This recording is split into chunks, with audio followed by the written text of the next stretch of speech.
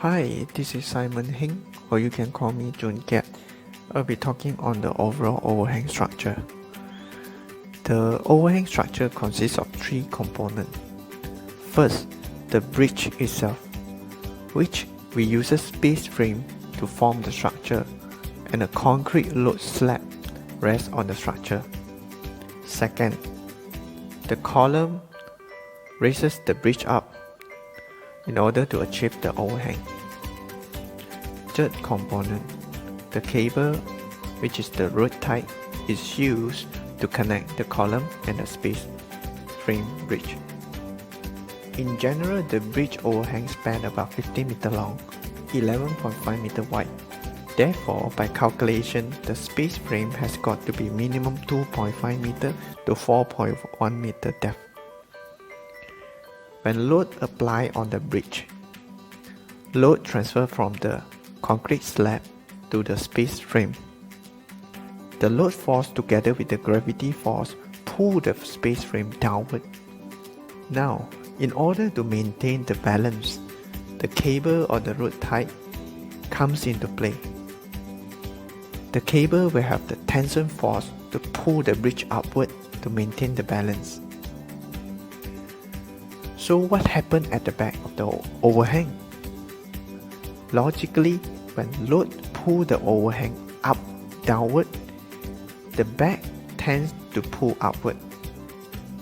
Hence, there is a cable to pull it downward to maintain the balance. The same cable also pulling the column as a support to transfer all the load to the ground. In order to make sure that our bridge can work, we take Miho Museum Bridge, designed by IMP, as our case study. The material joinery connection is taken as a reference. However, the overhang and the space frame depth is recalculated to suit our design. Thank you. I am Chang Jen Yi, and I'll be explaining on the column part. We have used rectangular hollow structural section for the column as they have uniform geometry along two or more cross-sectional area and they can resist torsion. Pin base was used as it was structurally designed to transfer shear forces and they are able to support vertical and horizontal reaction.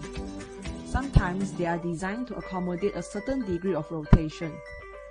The large flat round head at the center of the connection is a special type of cotter pin which vary in diameter to suit the load transfer. To determine the load in inclined column, axial force P can be obtained by the equation P equals to W multiplied by L divided by 2, where W equals the total load applied to the beam and L equals the total length of the beam. The moment due to eccentricity in the column can be given by M equals to P multiplied by E, where E is the eccentricity determined by L over 2 multiplied by cos theta, where theta is the inclination angle. Once all this was analyzed, the design of the inclined column can be determined.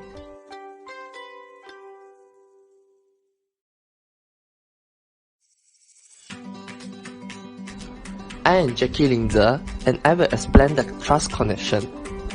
Clevis-type pin connections are used to resolve large quantities of connections in areas of limited attachment.